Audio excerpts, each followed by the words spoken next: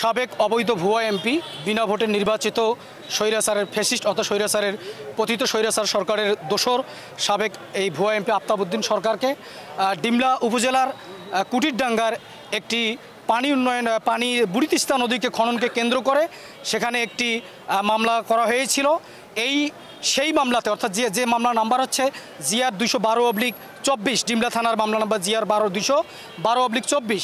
এই মামলায় ওই মামলা যে আইও সাহেব তিনি এই মামলায় তাকে সোনারেস্ট চেয়েছেন বিজ্ঞ আদালতে। এই বিজ্ঞ আদালতে সোনারেস্ট চেয়েছেন, তারই প্রেক্ষিতে বিজ্ঞ আদালত তাকে সোনারেস্ট তার প্রার্থনা মঞ্জুর করেছেন।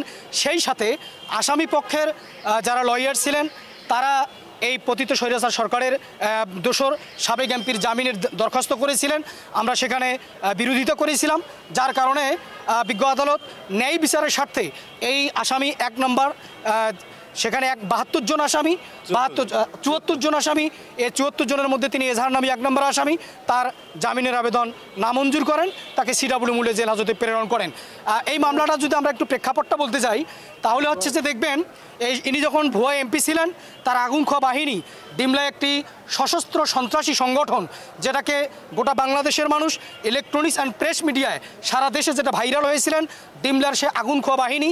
এই ভুয়া এমপি আফতাবউদ্দিন সরকার সেই তার ক্ষমতার দাপুটে একটি সশস্ত্র সন্ত্রাসী সংগঠন আগুন খোয়া বাহিনী তৈরি করে। এই আগুন খোয়া বাহিনীর মাধ্যমে ডিমলা উপজেলা একটি টর্চার সেল নির্মাণ করে। এই টর্চার সেলে সেই ডিমলা উপজেলার যারা বিভিন্ন পেশাজীবী সামাজিক মানুষ ছিলেন তাদেরকে ব্যক্তিগতভাবে ধরে নিয়ে আসতেন, তাদের কাছে চাঁদা দাবি করতেন।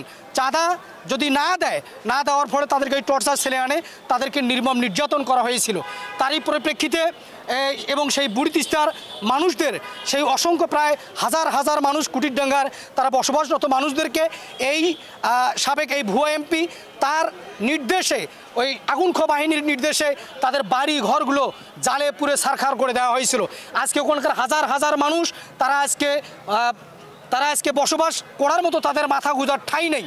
এই তার পরবর্তী প্রেক্ষাপট চেঞ্জ হয়ে গেলে পরে সেখানকার একজন ভুক্তভোগী মানুষ, তার নাম হচ্ছে আনিসুর রহমান, তিনি বাদী হয়ে বিজ্ঞ আদালতে মামলা করেন।